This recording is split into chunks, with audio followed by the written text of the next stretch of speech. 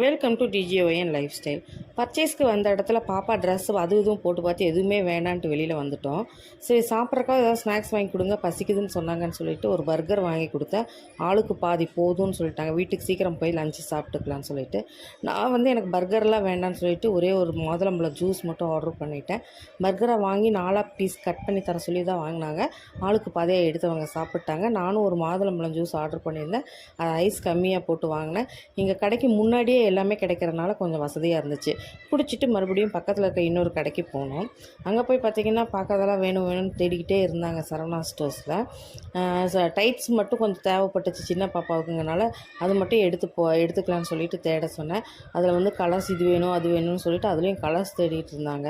அங்கே சைஸ் பார்த்திங்கன்னா அவங்க போட்டிருக்க சைஸ்க்கும் பாப்பாங்க ஹிப் சைஸ் பத்தாதோன்னு ஒரு டவுட் இருந்துச்சு.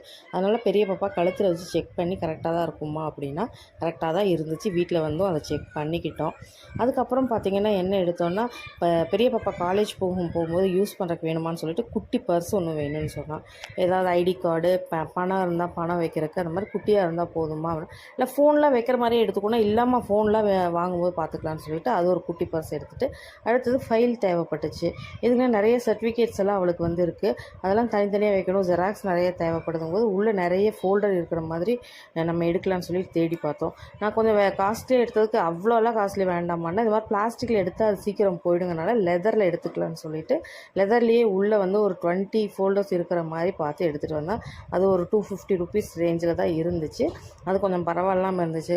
அதை எடுத்துக்கிட்டோம். அவள் இந்த மாதிரி பாக்ஸ் ஃபைல் வாங்கினா அதை தனியாக தூக்கிட்டு போகிறது கஷ்டமாக இருக்கும், அங்கங்கே கிழிச்சிரும். பிளாஸ்டிக் சீக்கிரம் உடஞ்சிருக்கனால லெதர் தான் வேணும்னு சொன்னால் அது இதுவும் நிறைய ஃபோல்டர்ஸ் இருக்குது கசகசன்னு, அதனால் இது வேணான்னு சொல்லிட்டு லெதரில் ஒன்று எடுத்துட்டோம்.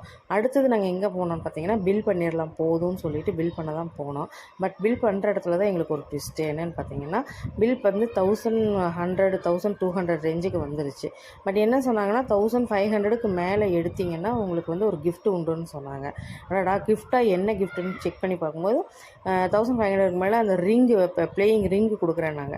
ஓகேம்மா அது இது வரைக்கும் விளையாண்டதில் வாங்கினீங்கன்னா நானும் பார்ப்போம் கூட ஈவினிங் டைமில் கொஞ்சம் டைம் பாஸ் பண்ணுவோன்னு சொல்லிட்டு கேட்டேன். அப்போ இன்னும் மறுபடியும் 1500க்கு நம்ம எதாவது வாங்கணுன்னா சின்ன பாப்பாவுக்கு தான் ட்ரெஸ் அங்கேயே எடுக்கல, சரி இங்கே வேணால் பார்க்கலான்னு சொல்லிட்டு நாங்கள் போய் பார்த்தோம். இங்கே ஒரு 450 500 ரேஞ்சில் நல்லா இருந்துச்சுன்னு எடுத்துட்டோம். அதுக்கப்புறம் கிஃப்ட் வாங்கினது தாங்க பெரிய லாஸு. குட்டியாக ஒரு டென்னிஸ் பாலை கொடுத்து அதுக்கு பதிலாக இது தாங்க இருக்குதுன்னு சொல்லிட்டாங்க. நல்லா ஏமாற்றிட்டாங்க. மறக்காமல் சேனலை சப்ஸ்கிரைப் பண்ணிவிடுங்க.